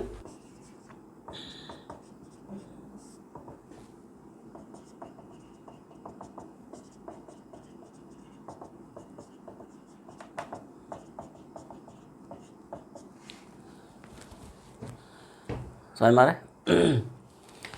पार्टिकल जो है एक कंप्लीट रिवोल्यूशन में कितना डिस्टेंस चलेगा? 2πr, सर्कल का सर्कमफरेंस। पार्टिकल कितनी कांस्टेंट स्पीड से दौड़ रहा है, दैट इज v। एक कंप्लीट रिवोल्यूशन का टाइम कितना हो गया? टाइम पीरियड ऑफ रिवोल्यूशन, समझ में आ रहा है ना। तो सिंस हमें पता है, क्या पता है, कि मैग्नेटिक फोर्स कभी भी पार्टिकल की स्पीड को अफेक्ट नहीं करता है, समझ में आ रहा है। मैग्नेटिक फील्ड मतलब मैग्नेटिक फोर्स कभी भी पार्टिकल की स्पीड को चेंज नहीं कर पाता है, क्योंकि मैग्नेटिक फोर्स हमेशा वेलोसिटी के परपेंडिकुलर होता है। F बराबर QV×B, फोर्स का डायरेक्शन वेलोसिटी के भी नॉर्मल, फोर्स का डायरेक्शन मैग्नेटिक फील्ड के भी नॉर्मल, हाँ ना तो बोलो, समझ मारा ना। तो फोर्स जो है वेलोसिटी के मैग्नीट्यूड को कभी भी अफेक्ट नहीं कर पाता है, क्योंकि force, magnetic force is always perpendicular to velocity. तो पार्टिकल का जो मोशन होता है वो यूसीएम होता है, यूनिफॉर्म सर्कुलर मोशन, मतलब पार्टिकल की स्पीड हमेशा कांस्टेंट रहती है, और सन स्पीड कांस्टेंट रहती है, इसलिए हम लोग क्या फार्मूला घुमा सकते हैं। भाई साहब कुछ नया नहीं पढ़ा रहा हूँ, ये सब हम लोग कर चुके हैं। Motion of charge particle and uniform magnetic field, case third, उसी के फंडे हैं, ठीक है। पार्टिकल का जो मोशन है ना यूसीएम है, जिसमें पार्टिकल की स्पीड कांस्टेंट रहती है। इधर देखो मैग्नेटिक फोर्स हमेशा वेलोसिटी के परपेंडिकुलर है, तो how can the force change magnitude of speed, सवाल ही नहीं है। मैग्नेटिक फोर्स के इन्फ्लुएंस में पार्टिकल की स्पीड, पार्टिकल की एनर्जी हमेशा कांस्टेंट रहती है, ऐसा है। वो सिर्फ घुमाता है, वेलोसिटी का डायरेक्शन चेंज करता है, मैग्नीट्यूड चेंज नहीं कर पाता है। मैग्नीट्यूड कौन करता है चेंज? Electrostatic force. तो एक कंप्लीट रिवोल्यूशन में टाइम कितना, टाइम पीरियड ऑफ रिवोल्यूशन वही निकालना है। एक कंप्लीट रिवोल्यूशन में डिस्टेंस कितना, 2πr, स्पीड कितना v। क्या हम लोग आर निकाल चुके हैं, आर की वैल्यू चिपका दे, टाइम पीरियड आ जाएगा। तो 2π/v r मतलब mv/qb, याद आया। ये सब पुराने फंडे हैं भाई, पुराने फार्मूले हैं, कुछ भी नया नहीं पढ़ रहे हो। तो टाइम पीरियड आ गया। टाइम पीरियड फ्रीक्वेंसी हम लोग क्या पढ़ते हैं, reciprocal of time period. Time period निकाल चुका, चिपका दे।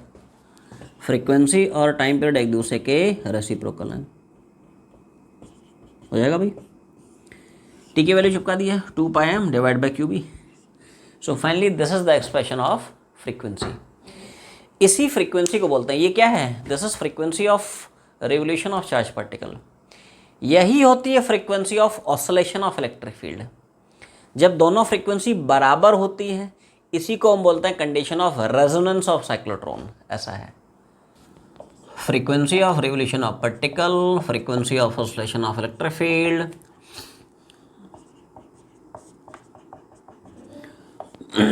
इसी को हम बोलते हैं क्या, फ्रीक्वेंसी ऑफ साइक्लोट्रॉन। और ये जो कंडीशन है जिसमें दोनों की फ्रीक्वेंसी बराबर है, पार्टिकल के रिवोल्यूशन की फ्रीक्वेंसी, इलेक्ट्रिक फील्ड के ऑसिलेशन की फ्रीक्वेंसी, इस कंडीशन को बोलता है condition of resonance of cyclotron, जो स्टार्टिंग में हम लोग देखे थे, condition of resonance cyclotron. Frequency का ये जो आप एक्सप्रेशन देख पा रहे हैं, ध्यान से देखें, फ्रीक्वेंसी ऑफ साइक्लोट्रॉन। तो this frequency is independent of velocity of charge particle, it is also independent of radius of circle. इसका क्या सिग्निफिकेंस है, थोड़ा ध्यान देना। ये जो फ्रीक्वेंसी आप देख रहे हैं, ध्यान से देखें, क्या ये इंडिपेंडेंट दिख रही है आपको? वेलोसिटी इंडिपेंडेंट दिख रही है, रेडियस, आवाज़ नहीं आई, ये सुनो। आर का कोई टर्म है, उड़ गया ना रे आर की वैल्यू तो चिपका दी, उड़ा दी, तो वी उड़ गया, आर उड़ गया सब। यूज ये है क्योंकि आफ्टर ईच रेवोल्यूशन पार्टिकल की वेलोसिटी बढ़ रही है, फिर भी फ्रीक्वेंसी चेंज नहीं हो रही है। हर हाफ रेवोल्यूशन के बाद वेलोसिटी बढ़ रही है ना, तब भी फ्रीक्वेंसी चेंज नहीं हो रही है, देख, क्योंकि फ्रीक्वेंसी इंडिपेंडेंट ऑफ वेलोसिटी है। QB/2πm, sorry, this is QB/, ठीक है, QB/2πm, QB/2πm, है ना। तो यहाँ पे जो frequency, it is independent of velocity. Velocity बढ़ते जा रही है, काइनेटिक एनर्जी बढ़ते जा रही है, मोमेंटम बढ़ते जा रहा है, फिर भी फ्रीक्वेंसी कांस्टेंट है। Radius after every half revolution बढ़ते जा रहा है, छोटा बड़ा और बड़ा और बड़ा बढ़ते गया, ऐसा है, फिर भी जो फ्रीक्वेंसी है वो कांस्टेंट है। ये एक स्पेशल कैरेक्टरिस्टिक है इस, है ना, साइक्लोट्रॉन फ्रीक्वेंसी का, कि cyclotron frequency is independent of velocity of charge particle, it is also independent of radius of circle. अब इसमें एक छोटा सा फॉर्मूला आया, maximum kinetic energy of charge particle, heading बना ले, maximum kinetic energy of charged particle.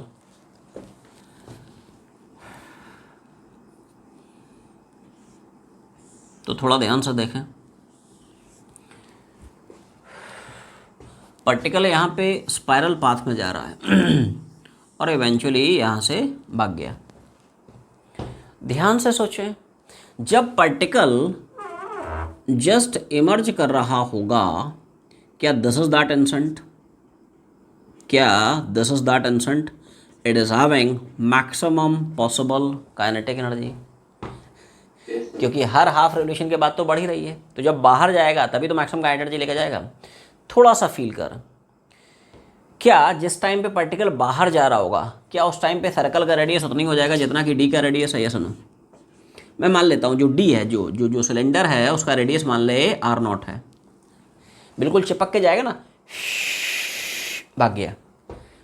तो जिस टाइम पे पार्टिकल बाहर निकल रहा होगा उस टाइम पे उसके सर्कल का रेडियस बिल्कुल ये डी के रेडियस के बराबर हो जाएगा। तो असलियत में पता है क्या, असलियत में प्रॉब्लम आपका ऐसा हो गया रेडियस कि पार्टिकल की आप तब काइनेटिक एनर्जी बताएं जब उसके सर्कल का रेडियस R0 है, मतलब उसके सर्कल का रेडियस डी के रेडियस के बराबर हो गया है, बिल्कुल चिपक के जाएगा ना, कुछ कुछ कुछ कुछ, और जब निकलने वाला होगा बिल्कुल सट के इस तरह से चला जाएगा। मीन्स जब उसके सर्कल का रेडियस डी के रेडियस के बराबर हो जाएगा, that is instant it is having maximum का एनर्जी। तो यहाँ पे रेडियस का फॉर्मूला घुमा दे, R बराबर mv/qb, R की वैल्यू चिपका दे R0, तो वहाँ पे वेलोसिटी आ जाएगी, वेलोसिटी आ जाएगी तो का एनर्जी आ जाएगी। ये अप्रोच अप्लाई कैसे करते हैं सुन, रेडियस का हम लोग फॉर्मूला क्या पढ़ते हैं, वहाँ पे वेलोसिटी निकाल ले जहाँ पे उसका रेडियस डी के रेडियस के बराबर हो जाए, क्योंकि ये वो इंस्टेंट है when it is having maximum का एनर्जी। तो R की जगह मैं R0 छाप रहा हूँ।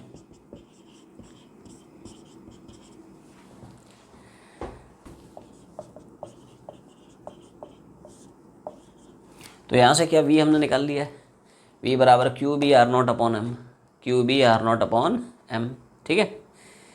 तो जिस टाइम पे पार्टिकल बाहर जा रहा है उस टाइम पे वेलोसिटी पता है तो काइनेटिक एनर्जी निकाल सकता है, हाफ mv²।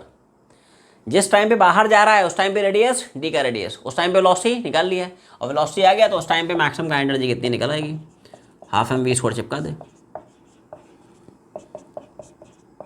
V की वैल्यू QB R0 अपॉन, तो V की जगह चिपका दिया।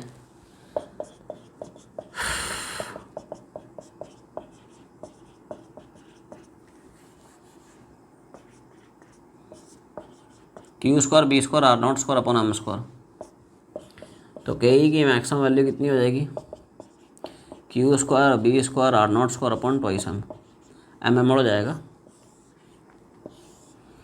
Q² B² R0² upon, this is the expression of maximum kinetic energy of charge particle. Particle जब बाहर निकल रहा होगा तो इतनी काइनेटिक एनर्जी लेके निकल रहा होगा। सिंपल सिंपल से terms, Q particle charge, B magnetic field, R0 D का radius, R0 is radius of D। Generally जो सवाल पूछता है ना जेईई मेंस में या नीट में, वो इसी फॉर्मूले पर बेस पूछता है, ठीक है। तो इसको अपने को याद रखना है, क्या है formula, Q² B² R0² upon, याद रहेगा 2M, क्लियर है, छाप ले। M मतलब पार्टिकल का मास है, ठीक है। R0 ध्यान रखें बस, D का रेडियस है, रेडियस ऑफ D। सो अब हम लोग चर्चा करने वाले हैं लिमिटेशंस ऑफ साइक्लोट्रॉन। साइक्लोट्रॉन के क्या क्या ड्रॉबैक्स हैं, ठीक है, हेडिंग बना ले।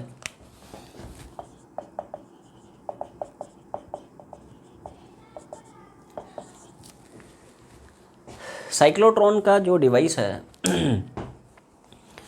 उसका जो एक बेसिक ड्रॉबैक है, जो लिमिटेशन है, वो ये है कि हर हाफ साइकिल के बाद उसकी वेलोसिटी बढ़ा रहा है।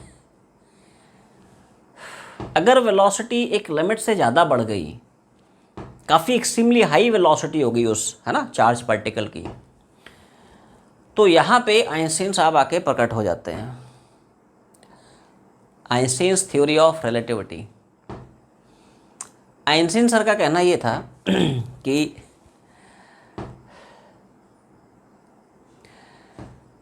जैसे जैसे बॉडी की वेलोसिटी बढ़ती है वैसे वैसे उसका जो मास है वो भी बढ़ता है, समझ रहा ना। अगर आपकी वेलोसिटी अच्छी खासी हो जाती है, ऐसा नहीं कि छोटी मोटी आपकी वेलोसिटी है तो आपका मास बढ़ गया सुबह सुबह जॉगिंग करने गए 10 मीटर पर सेकंड की रफ्तार से, 60 किलो वेट था 100 किलो वेट हो गया, ऐसा नहीं होगा, आदमी डिप्रेशन में चला गया। मैं तो यार अच्छा सोच के चला गया था जॉगिंग करने से उल्टा हो गया रे ऐसा नहीं। जब वेलोसिटी काफ़ी अच्छी खासी हो जाती है, comparable to that of speed of light, उतनी हाई वेलोसिटी से, जैसे जो फोटॉन्स की वेलोसिटी होती है, स्पीड ऑफ लाइट, अगर काफ़ी एक्सट्रीमली हाई वेलोसिटी हो जाती है तो फिर मास अफेक्ट होता है। छोटे मोटे वेलोसिटी से मास में बहुत अप्रिशिएबल वेरिएशंस नहीं होता है। एक छोटा सा फार्मूला है,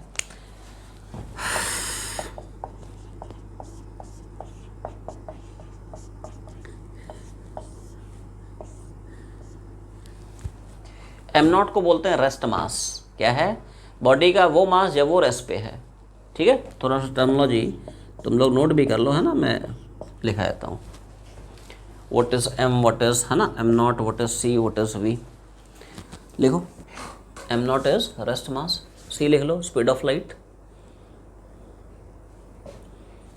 वी लिख लो velocity of the particle, M लिख लो mass of particle when it is moving with speed V. M बोले तो mass of particle when it is moving with speed V. ठीक है, तो यहाँ पे थोड़ा ध्यान दें, एम नॉट वो मास है जब पार्टिकल रेस्ट पे था, इसलिए इसको बोला गया रेस्ट मास। और जब कोई पार्टिकल वी की वेलोसिटी से जा रहा है तब उसका जो मास है इट इज़ एम। एम वो मास है when it is moving with velocity V, और सी तो कांस्टेंट स्पीड ऑफ लाइट है। अब थोड़ा ध्यान से देखें यहाँ पे, क्या स्पीड बढ़ने से मास बढ़ेगा? स्पीड अगर बढ़ाएगा तो ये डिनोमिनेटर जो है घटेगा, स्पीड बढ़ाई तो ये वैल्यू घटेगी, तो ओवरऑल वैल्यू जो मास है वो बढ़ेगा। तो अगर आपकी स्पीड अच्छी खासी बढ़ जाती है तो आपका जो मास है वो खतरनाक बढ़ जाएगा, ऐसा है। तो ये पहला ड्रॉबैक आया कि साइक्लोट्रॉन से आप एक्साइट तो करा रहे हैं, लेकिन अगर पार्टिकल की स्पीड बहुत ज़्यादा हो गई तो फिर पार्टिकल का जो मास है वो चेंज हो जाएगा। अब इसके कॉन्सिक्वेंसेस क्या होंगे कि मास चेंज हो गया तो क्या पार्टिकल की जो रिवोल्यूशन की frequency it will change. Particle का जो फ्रीक्वेंसी ऑफ रिवोल्यूशन है वो चेंज करेगा, क्योंकि frequency of revolution of particle हम लोग क्या पढ़ते हैं, बोलो, क्यू बी अपॉन 2πm, ऐसा है। मास चेंज हो गया ना भाई, फ्रीक्वेंसी चेंज हो गई, तो मास के चेंज होने से पार्टिकल की जो फ्रीक्वेंसी ऑफ रिवोल्यूशन है ये सब चेंज हो गई। अब देखो क्या मज़ेदार केस होने वाला है। लेकिन जो इलेक्ट्रिक फील्ड के ऑसिलेशन की फ्रीक्वेंसी है वो तो सब कांस्टेंट है, वो थोड़ी चेंज हुआ है। इलेक्ट्रिक फील्ड को तो हमने दे दी है कि भाई इतने ऑसिलेशन से वाइब्रेट, इतने फ्रीक्वेंसी से वाइब्रेट करते रहे। फ्रीक्वेंसी किसका चेंज हुआ है? पार्टिकल का, क्योंकि उसका मास चेंज हो रहा है। मतलब यहाँ पे frequency of revolution of particle और frequency of oscillation of electric field unequal हो जाएंगे। This will throw the particle out of resonance with the oscillating electric field, and in the situation particle can not be excited further. Particle को आप excite नहीं कर सकते हो। समझ में आ रहा है ना क्या यहाँ पे शानदार गेम हो रहा है? गेम ये हुआ कि भाई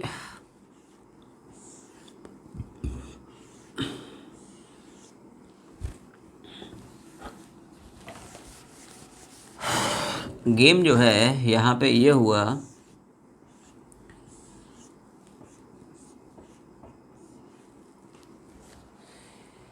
कि दोनों की जो फ्रीक्वेंसी है डिफरेंट हो गई है। नॉर्मली क्या होता है, condition of resonance of cyclotron में जितनी फ्रीक्वेंसी से पार्टिकल रिवॉल्व कर रहा है उतनी फ्रीक्वेंसी से इलेक्ट्रिक फील्ड वाइब्रेट कर रही है, ऑसिलेट कर रही है। बट यहाँ पे वो वायलेट हो गया कंडीशन ऑफ रेजोनेंस। तो यहाँ पे ऐसा हो सकता है, जरूरी नहीं ऐसा हो जाए लेकिन ऐसा हो सकता है। जैसे मान लो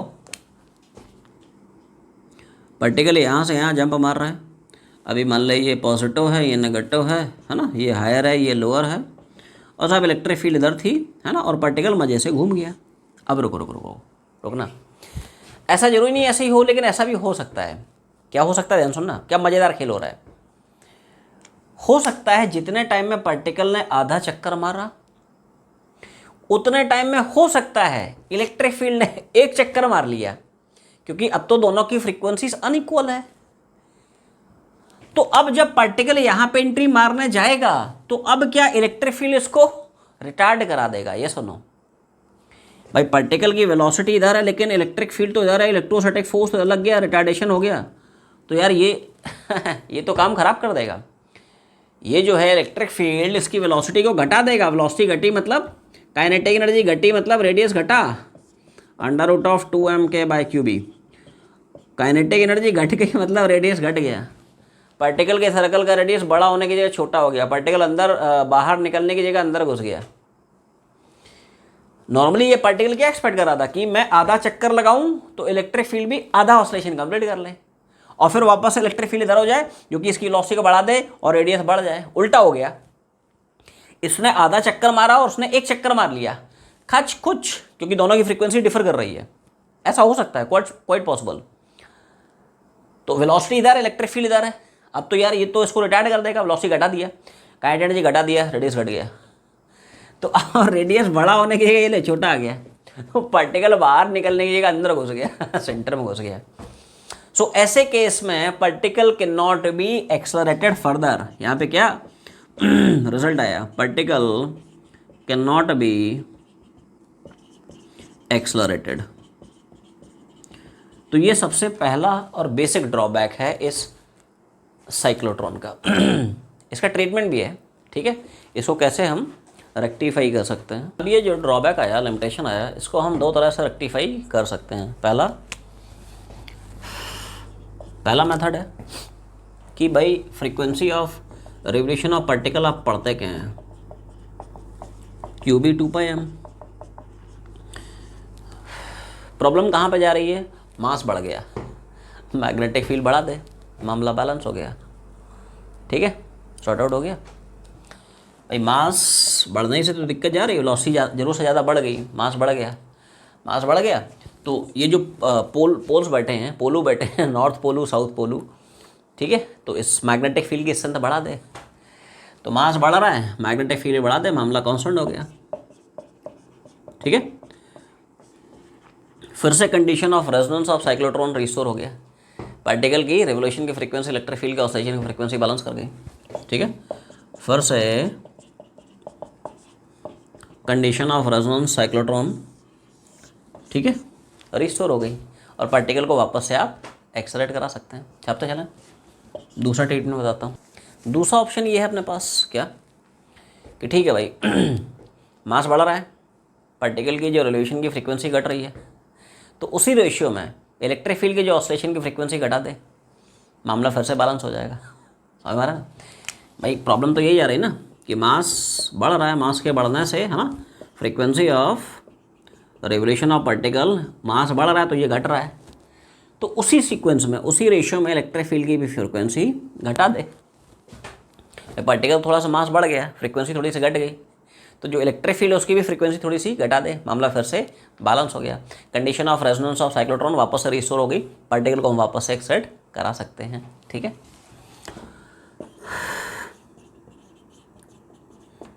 तो इन दो तरह से हम इस ड्रॉबैक को ओवरकम कर सकते हैं। दूसरा लिमिटेशन ये आया, which is a very important limitation, जिस पर वे जनरली सवाल पूछे गए हैं, कि साइक्लोट्रॉन की हेल्प से बहुत स्मॉल मास के जो पार्टिकल्स हैं उनको आप एक्सलेट नहीं कर सकते हो।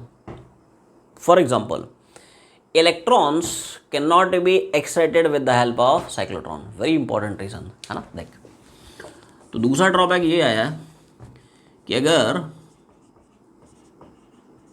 जो पार्टिकल है, ठीक है, बहुत छोटा सा पार्टिकल है, छोटा सा मतलब पार्टिकल का मास बहुत छोटा है, तो ऐसे पार्टिकल्स को हम साइक्लोट्रॉन की हेल्प से एक्सलेट नहीं कर सकते हैं, कैन नॉट बी एक्सलरेटेड। ऐसा क्यों? तो ऐसा इसलिए, समझ लो बाद में छापना। काइनेटिक एनर्जी क्या होती है, हाफ mv स्क्वायर, v कितना होगा, √2k/m। तो प्रॉब्लम ये होती है कि मास बहुत कम है, तो अगर आपने ऐसे पार्टिकल की काइनेटिक एनर्जी थोड़ी भी बढ़ाई तो उनकी velocity increases by large extent. भाई हम बढ़ाते तो बेसिकली काइनेटिक एनर्जी है, Q delta V after every half revolution. हम क्या करते हैं basically, after every half revolution kinetic energy तो बढ़ाते हैं, ठीक है, और काइनेटिक एनर्जी के बढ़ने से फिर वेलोसिटी बढ़ती, फिर वेलोसिटी बढ़ने से, है ना, मास बढ़ता है। तो अगर आपने काइनेटिक एनर्जी में एक छोटा मोटा चेंज किया, it will result a large change in its velocity, ठीक है, velocity will change bye a huge amount, large change हो जाएगा। जैसे मान लो से फॉर एग्जांपल इलेक्ट्रॉन के लिए पकड़ते हो, तो यार इलेक्ट्रॉन का मास बहुत छोटा है ना, 9.1 10⁻31। तो सोच जब ये फैक्टर ऊपर जाएगा तो कितनी बड़ी तबाही मचाएगा सुनामी आ जाएगी, या सुनो। तो वेलोसिटी क्या खतरनाक फैक्टर से चेंज होगी, ये फंडा है, समझ ना। अब तुम सोचोगे प्रोटॉन का भी मास कोई बहुत ज़्यादा थोड़ी, अरे ज़्यादा नहीं है, लेकिन इससे तो कहीं ज़्यादा है। इट्स ऑल रिलेटिव एक्चुअली, दुनिया में कोई बड़ा छोटा नहीं है, सब ये होता है, ये मतलब रिलेटिव होता है, राइट। कोई बड़ा है इसलिए क्योंकि बाजू वाला छोटा है, वो छोटा है इसलिए क्योंकि वो बड़ा है, तो सब कहानी रिलेटिव है, ये फंडा है ना। तो मास बहुत छोटा होने की वजह से अगर आपने काइनेटिक एनर्जी थोड़ी भी बढ़ाई तो वेलोसिटी में एक लार्ज इंक्रीमेंट आता है, और अगर वेलोसिटी बहुत ज़्यादा बढ़ गई तो फिर से सेम फैक्टर एक्टिवेट हो जाता है, जो हमने फर्स्ट ड्रॉबैक में सीखा कि वेलोसिटी बहुत बढ़ गई तो आइंस्टीन साहब आके प्रकट हो जाएंगे, ठीक है, कि वेलोसिटी बहुत ज़्यादा होगी तो मास फिर से ज़्यादा बढ़ गया, मास के चेंज होने से फ्रीक्वेंसी चेंज हो गई, this will throw the particle out of resonance with the oscillating electric field and can not be excited further. पर इतना छापना है, ठीक है, कैसा।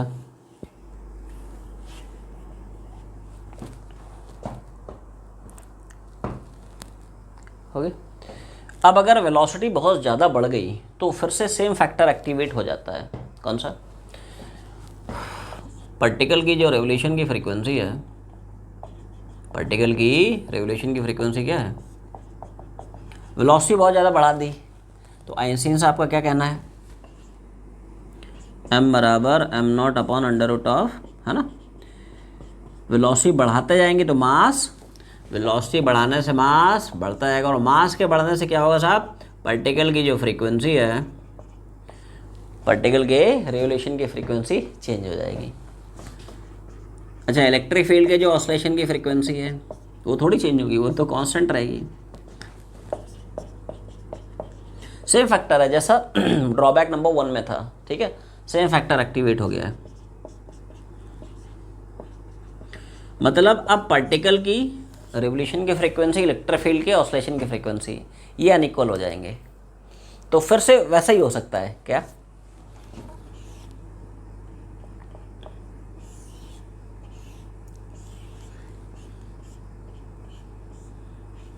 ठीक है। पार्टिकल यहाँ से यहाँ तक गया, अब पार्टिकल क्या एक्सपेक्ट कर रहा है, जितने टाइम में मैंने आधा चक्कर मारा इलेक्ट्रिक फील्ड भी आधा ऑसिलेशन मार ले। अभी इलेक्ट्रिक फील्ड ऐसी है, अभी क्या है, इलेक्ट्रिक फील्ड, अभी इलेक्ट्रिक फील्ड ऐसी है क्योंकि पार्टिकल को हमने, अभी इलेक्ट्रिक फील्ड ऐसी है, ये हायर पोटेंशियल पे है, ये लोअर पोटेंशियल, ये पॉजिटिव से कनेक्टेड है ना, हायर पे जाएगा, ये नेगेटिव से कनेक्टेड है, लोअर पे जाएगा, ऐसा है। इलेक्ट्रिक फील्ड की डायरेक्शन हायर से लोअर इस तरह से, ठीक है। तो इलेक्ट्रिक फील्ड ने इसको एक्साइट कर दिया, अब ये क्या एक्सपेक्ट कर रहा है कि साहब मैं जितने टाइम में आधा चक्कर मारूं इलेक्ट्रिक फील्ड भी आधा ऑसिलेशन मार ले। अब ऐसा हो सकता है, जरूरी नहीं ऐसा ही हो, लेकिन ऐसा भी हो सकता है क्या कि साहब जितने टाइम में इसने आधा रेवोल्यूशन मारा इलेक्ट्रिक फील्ड ने एक चक्कर मार लिया तो वापस से उसकी पोलैरिटी सेम दिख गई। तो अब देख, अब क्या है, वेलोसिटी इधर है, इलेक्ट्रिक फील्ड उल्टा है, अब इसको रिटायर्ड करा देगा, वेलोसिटी बढ़ने की जगह घट जाएगी, काइनेटिक एनर्जी बढ़ने की जगह घट जाएगी, पार्टिकल बाहर निकलने की जगह अंदर घुस जाएगा ऐसा है। तुम ढूंढते रहोगे पार्टिकल मैंने भेजा था बाहर, अब तक क्यों नहीं आया ये फंडा है।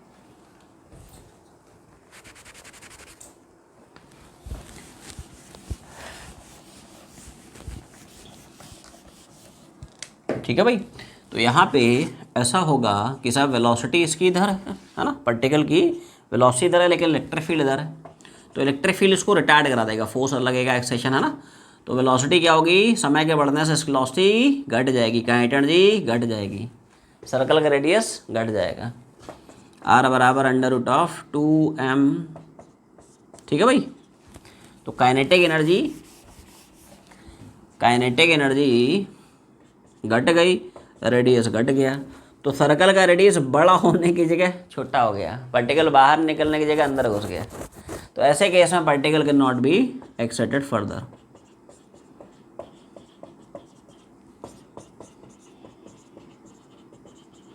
इसलिए हम बोलते हैं साइक्लोट्रॉन को बहुत छोटे छोटे मास के जो पार्टिकल्स हैं उनको एक्साइट करने के लिए यूज़ नहीं कर सकते हैं। जैसे साइक्लोट्रॉन को हम कभी भी इलेक्ट्रॉन को एक्साइट करने के लिए यूज़ नहीं कर सकते।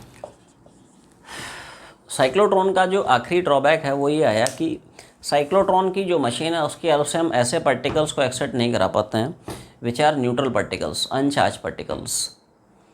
जैसे से फॉर एग्जांपल न्यूट्रॉन है, ऐसे पार्टिकल को तुम एक्साइट नहीं करा पाओगे। अरे चार्ज ही नहीं है, अरे क्या करेगा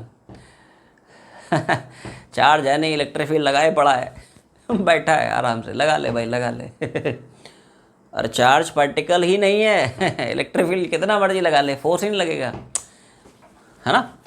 तो इसकी हेल्प से जो अनचार्ज पार्टिकल्स हैं, जो न्यूट्रल पार्टिकल्स हैं, they can not be excited.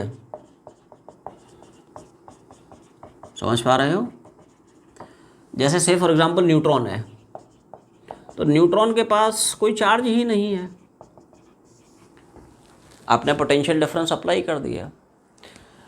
तो आप सोच रहे हो कि साहब चार्ज पार्टिकल के अंदर कुछ तो काइनेटिक एनर्जी आ जाए, वो तो बैठ गया डेल्टा भी जितना मर्जी लार्ज लगा ले, चार्ज ही नहीं है तो कहाँ से काइनेटिक एनर्जी आएगी चार्ज नहीं है तो मैग्नेटिक फोर्स कहाँ से लगेगा? इलेक्ट्रोस्टैटिक फोर्स भी नहीं लगेगा, क्यू ज़ीरो है। मैग्नेटिक फोर्स ही लगेगा, कहाँ से वो घूमेगा? क्यू ज़ीरो है। तो ऐसे पार्टिकल्स को हम साइक्लोट्रॉन की हेल्प से एक्साइट नहीं कर सकते हैं। तो ये छोटे छोटे ड्रॉबैक्स हैं, याद रखें। तो सवाल ये है कि आप साइक्लोट्रॉन की हेल्प से चार्ज पार्टिकल को एक्साइट कर रहे हो up to high energies, use क्या है? तो charge particles which are excited up to high energies, they are used for the experimental analysis in the structure of atom. जैसे आपको एटम के अंदर पता लगाने हैं, ठीक है, क्या चल रहा है। न्यूक्लियस के अंदर पता लगाना है क्या चल रहा है। न्यूक्लियस जो है हमें अपनी सारी की सारी इन्फॉर्मेशन नहीं देता। अगर सारी की सारी इन्फॉर्मेशन देता तो हम लोग, है ना हमारे पास सुपर नेचुरल पावर ना आ जाती, ऊपर भी चले जाते तो न्यूक्लियस बहुत सारी जो इन्फॉर्मेशन है वो हाइड कर जाता है, हमें देता नहीं है। तो न्यूक्लियस के अंदर की अगर इन्फॉर्मेशन निकालनी है तो आपको न्यूक्लियस में घुसना पड़ेगा, समझ ना। जैसे आशुतोष चतुर्वेदी क्या पढ़ाते हैं तो क्लास में आपको घुसना पड़ेगा बिना घुसे कैसे पता चलेगा? नहीं, ठीक है। तो वही कहानी है, न्यूक्लियस की अगर इन्फॉर्मेशन निकालनी है तो उसमें घुसना पड़ेगा। मतलब एक ट्रमेंडस काइनेटिक एनर्जी से, है ना, आने वाला एक पार्टिकल आपको इस न्यूक्लियस को पेनिट्रेट कराना पड़ेगा, जो कि आए और न्यूक्लियस को तोड़ता हुआ, ब्रेक करता हुआ चला जाए, तभी तो न्यूक्लियस अपनी इन्फॉर्मेशन तुम्हें देगा। तो पार्टिकल्स को इस हाई काइनेटिक एनर्जी से एक्साइट कराने के लिए we use this cyclotron. Use क्या है साहब?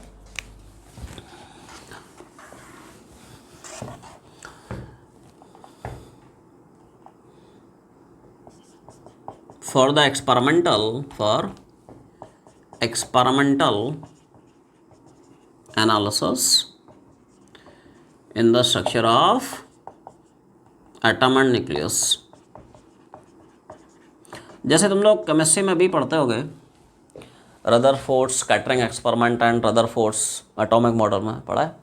एक थिन गोल्ड का फॉयल रहता है, ठीक है, उस पर अल्फ़ा पार्टिकल्स का बम्बार्डमेंट करते हैं। तो वो जो अल्फ़ा पार्टिकल्स हैं उनको एक्सरेट करने के लिए we need this cyclotron machine, ऐसा है। जैसे रदरफोर्ड्स स्कैटरिंग एक्सपेरिमेंट में तुमने पढ़ा होगा, थिन गोल्ड की फॉयल होती है। फॉयल मतलब थिन शीट है गोल्ड की, ठीक है। गोल्ड थोड़ा सा एक्सपेंसिव है ठीक है, इतना खर्चा करना नहीं है सर, नहीं। और उस पर फिर हम अल्फ़ा पार्टिकल बीम का बम्बार्डमेंट कराते हैं। बहुत सारे अल्फ़ा पार्टिकल हैं, क्या है साहब? Alpha particle beam, right. तो इन अल्फ़ा पार्टिकल्स को एक हाई काइनेटिक एनर्जी से एक्साइट कराने के लिए हमें साइक्लोट्रॉन की ज़रूरत पड़ती है। और उसके बाद तुम लोग पढ़े होंगे, मोस्ट ऑफ जो अल्फ़ा पार्टिकल्स हैं, है ना, दे वर पास्ट अनडेविएटेड, ठीक है। कुछ few alpha particles deviated through an angle less than 90, very very very few alpha particles deviated through an angle greater than 90, ऐसा है।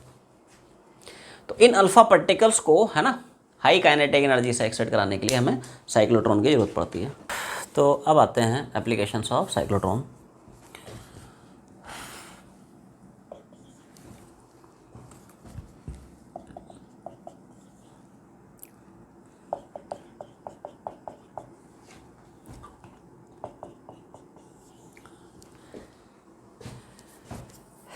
तो देख ऐसा है, कैसा, ड्यूट्रॉन्स आर एक्सलरेटेड। तो पहले ड्यूट्रॉन से निपट लेते हैं। ड्यूट्रॉन का मास कितना है, ड्यूट्रॉन का चार्ज कितना। ड्यूट्रॉन ध्यान रखें ड्यूटेरियम का न्यूक्लियस होता है। क्या है, ड्यूट्रॉन मतलब न्यूक्लियस ऑफ ड्यूटेरियम। ड्यूटेरियम मतलब 1H2। 1H2 का जो न्यूक्लियस होता है उसको बोलता है ड्यूट्रॉन। तो उसका मास देख लेते हैं कितना है ना, चार्ज देख लेते हैं कितना, न्यूक्लियस। तो उसका Z हो गया 1। Z मतलब एटॉमिक नंबर, मतलब नंबर ऑफ इलेक्ट्रॉन्स और नंबर ऑफ प्रोटॉन्स। तो प्रोटॉन्स आप 1 हो गए। इसका मास नंबर कितना है, 2। ठीक है, number of protons plus number of neutrons कितना हो गया, 2। प्रोटॉन पता है, न्यूट्रॉन में निकल आएंगे, प्रोटॉन चिपका दे। मतलब ये आ गए कॉन्स्टिट्यूएंट्स ऑफ न्यूक्लियस कि साहब 1H2 के न्यूक्लियस में एक ही प्रोटॉन है और एक ही न्यूट्रॉन है। और ये जो है ना ड्यूटेरियम का न्यूक्लियस है, इसी को बोलता है ड्यूट्रॉन। तो ड्यूट्रॉन का अगर तुमसे कोई चार्ज पूछे तो चार्ज साहब क्या होगा, एक प्रोटॉन ही तो है। और अगर मास पूछे तो mass of proton plus mass of neutron. ध्यान रखें प्रोटॉन न्यूट्रॉन अप्रॉक्सीमेटली बराबर मासस के। तो MP 2 MP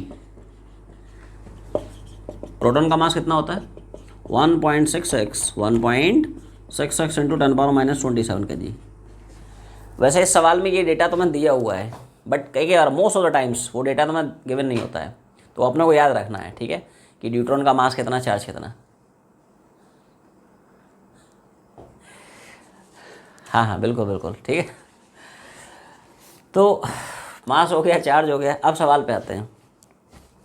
What is the strength of magnetic field needed to excite these neutrons?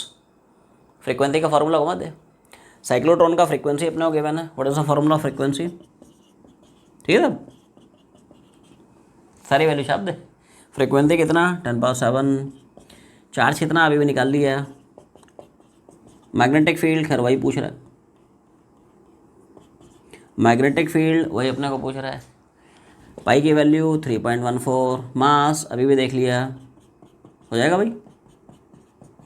तो इसी को आप सिंप्लीफाई करके देखेंगे, मैग्नेटिक फील्ड निकल के आएगी 1.3 टेस्ला।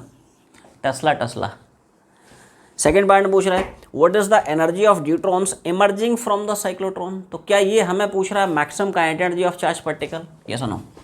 और क्या हम लोग मैक्सिमम काइनेटिक एनर्जी का फॉर्मूला ये पढ़ चुके हैं, ये सुनो। जनरली इसी पर वे सवाल बनते हैं। सारी वैल्यू तुम्हारे सामने चिपका दे, है ना। तो क्यों मतलब कितना मैग्नेटिक फील्ड के हम लोग निकाल चुके हैं in the first part. R0 होता है डी का रेडियस। क्या डी का रेडियस अपने को उसने दे रखा है 50 सेंटी है, तो मैं मीटर में चिपका देता हूँ 0.5 एंड डिवाइड बाई 2। मास के अपने सामने है, तो इसी को आप सिंप्लीफाई करके देखेंगे।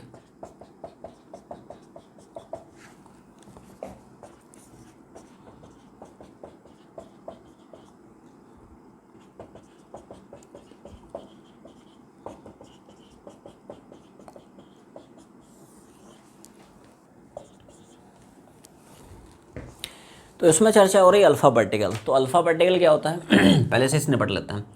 It's nucleus of helium atom. Helium मतलब 2He4। तो उसका Z हो गया 2, मतलब नंबर ऑफ प्रोटॉन्स हो गया 2। इसका मास नंबर A हो गया 4, मतलब number of protons plus number of neutrons हो गए 4। प्रोटॉन्स पता है, न्यूट्रॉन्स भी निकल आए। तो मतलब इसके कॉन्स्टिट्यूएंट्स हमने भाई निकाल लिए। क्या, 2 प्रोटॉन 2 ही न्यूट्रॉन। ये बन गया है अल्फा पार्टिकल। तो अब इसका मास कितना है, इसका चार्ज कितना निकाला जा सकता है। चार्ज कितना होगा, न्यूट्रॉन छोड़ दे, न्यूट्रल पार्टिकल है, twice the charge of 1 proton which is, ठीक है सर। और मास कितना होगा, तो 2 प्रोटॉन्स हैं और 2 ही न्यूट्रॉन्स हैं। ध्यान रखें प्रोटॉन न्यूट्रॉन का मास बराबर। तो twice mass of proton twice mass of proton, मतलब कितना हो गया 4 टाइम्स मास ऑफ प्रोटॉन। तो ये स्टैंडर्ड डेटा अपने को याद रखना है। ड्यूट्रॉन का मास कितना, चार्ज कितना, अल्फा का मास कितना, चार्ज कितना, है ना। तो 4 इंटू 1 प्रोटॉन का मास कितना होता है,